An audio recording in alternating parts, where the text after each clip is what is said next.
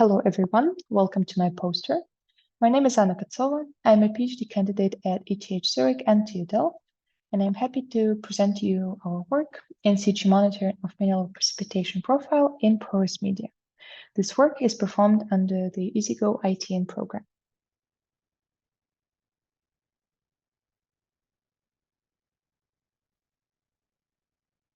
In geothermal operations, one of the key processes is reinjection of the produced fluid, which is done for various reasons.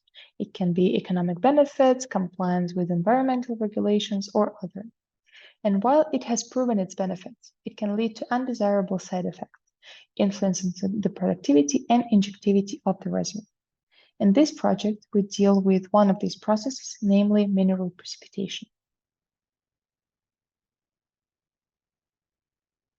There are two specific questions we would like to address within this study. Firstly, how and where does mineral precipitation occur?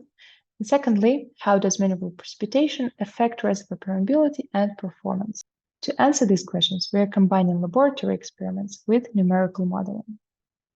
The main experimental approach we've chosen is the core flooding experiments, which we can perform in the X-ray micro-CT scanner to monitor the evolution of the precipitation front in situ.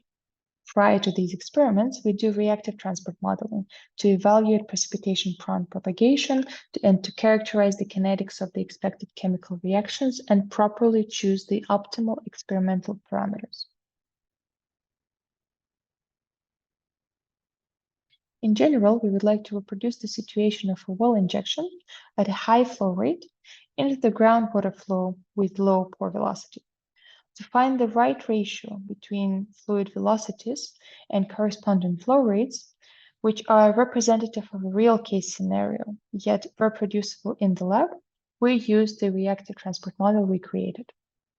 We designed a 2D domain according to the core dimensions we will later use in the lab, with the sample length of 15 centimeters and diameter of 2.5 centimeters. In this domain, solute transport equations were solved using the finite volume solver Phi. We considered transport of all aqueous species corresponding to the reaction of barite formation mobile, and the precipitated barite was considered immobile. To characterize the kinetics of the barite precipitation precisely, we used Reactoro software, which is an open source modeling framework to simulate chemical reactions. All the equations were solved in a sequential manner, and the time step delta t was chosen to satisfy the CFL condition.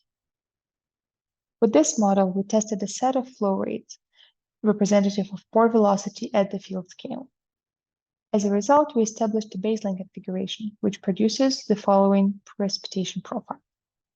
In the experiment itself, which is currently work in progress, we will test different velocities to observe its effect on the front distribution and propagation, as well as its effect on permeability.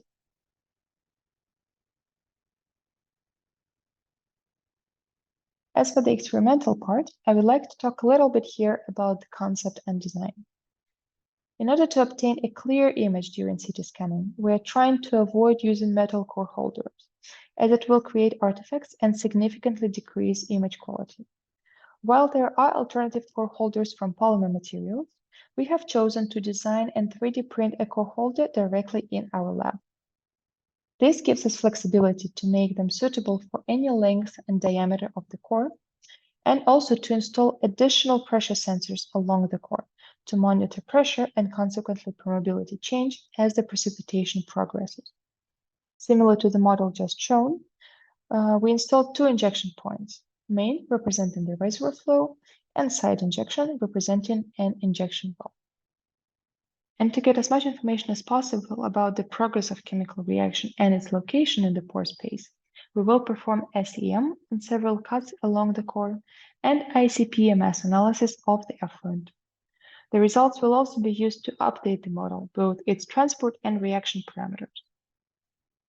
The general results of this study will provide insight into how the chemical clogging processes evolve and affect the reservoir rock. Next, we will analyze the methods of permeability restoration and explore the potential of using chemical precipitation for improving sweep efficiency.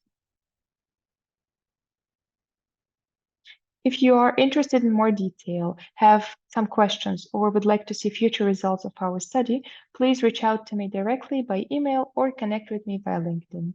Thank you for attention.